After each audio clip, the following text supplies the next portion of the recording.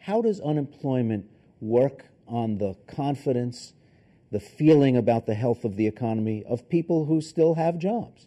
That's a good point. And one thing to look at is some broader measures of labor market strength or weakness in order to get a feel for really what percent of the labor force is being directly affected by this thing.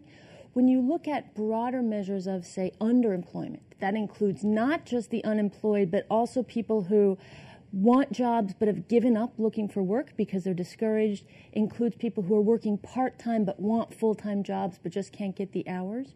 When you start to include that broader set of people who have been directly impacted by this downturn, those numbers start looking to be between 15 and 20%. So we're approaching 1 in 5 U.S. workers being directly impacted by this recession. And then you start to see how 1 in 5 workers directly impacted.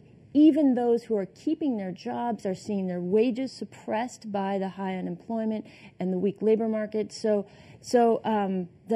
when you look at those kinds of numbers, the weak confidence starts to make a lot more sense. Mike Gonzalez, you've called yourself a market purist.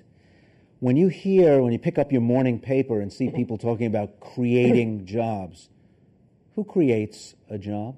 Well, when I picked up my morning paper this morning, which is the Washington Post, the first thing I read is the stimulus has not created any jobs, and that's key, because who creates jobs are entrepreneurs, the private sector, not a bureaucrat sitting in an office who's divorced from the economy. Moreover, when you have deficit spending such as we have right now, when you have a debt to 64% of GDP, you're crowding out the private sector, private investing, private borrowing. So you're taking money, you're not really adding to the pool. You're taking water from one side of the pool and adding it to the other side of the pool. You're not creating new water. So in effect, you're doing much worse than that too, because you're taking money from the really efficient side, which is the private sector. They know where demand is and they want to meet demand with supply. And you're giving it to the government, which is really not there to create jobs. Well, let me stop you right there, because I know bureaucrats in Washington are about the most unpopular people in America, because I keep hearing about them all the time. But when a bureaucrat in Washington sitting in an office signs the papers that makes it possible to fix a bridge in Pennsylvania, and riveters and iron workers and people who run grading machines and all that, they roll their equipment out there and fix one of Pennsylvania's 6,000 dangerous bridges. Hasn't a bureaucrat in Washington just helped create a job? He's helped sign the Full Employment Act for the SEIU. He is really giving patronage to service employees unions across the country. He really... Let's not forget what the president promised a year ago. 3.3 million jobs created, unemployment not above 8%. And what we have is an almost equal number of net job losses. Unemployment hovering, as you said, around 10%, upward of 10% up to a month ago. As Heidi said, it really is close to 17%. Something between 1/3 and 1/2 of American families have somebody who's lost their job. Let's not forget we have a lot of dual job families. So it's not just the 10% or the 17%, is when dad loses his job or when mom loses her job, it really impacts the family. That's why you have people, really confidence at such low levels. And unemployment now is also long-term. Something like a very high amount of people have now been out of work for 15 weeks. So we have almost European levels of long-term unemployment. There's very little the government can do through stimulus, through Keynesian spending, to create new jobs.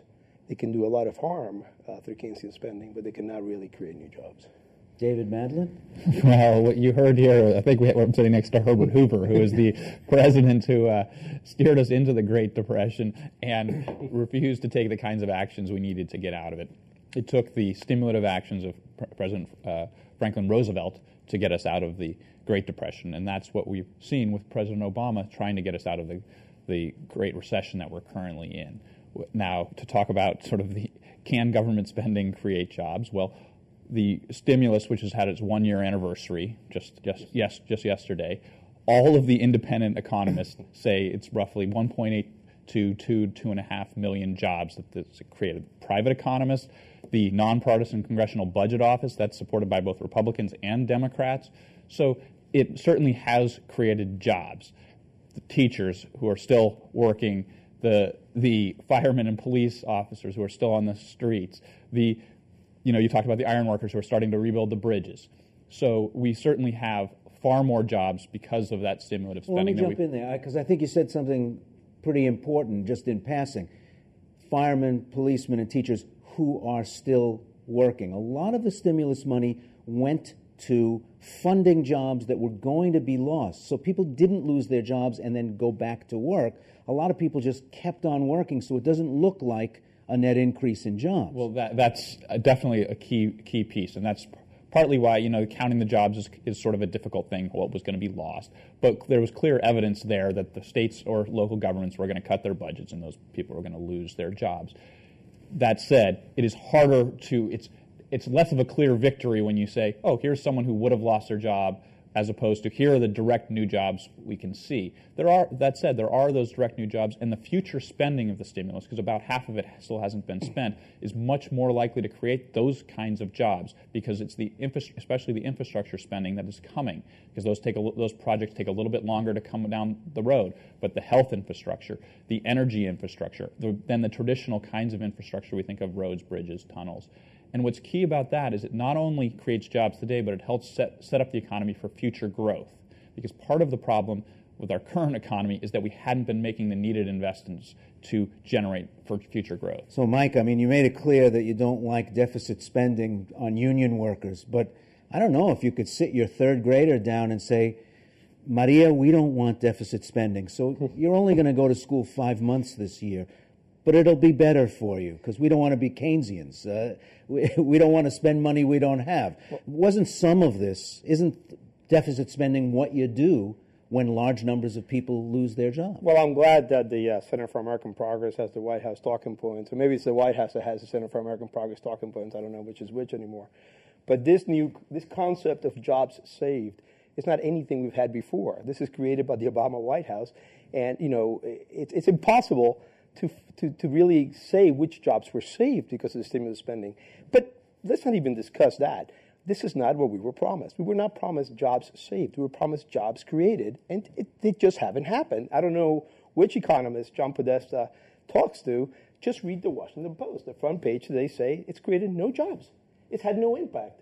So you could just go and say to somebody, well, your job is saved because of the stimulus. It's very difficult to prove or disprove.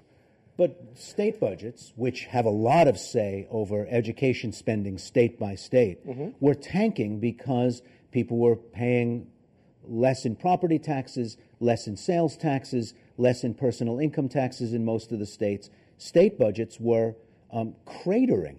And that had so if you give states money and say spend it on teachers, what do you mean it's impossible to know how many teachers' jobs were saved? Isn't it possible to say, well, they were going to have to lay off 250. They didn't. Well, if you look at the claims that have been made, first of all, we've had districts in states that do not exist.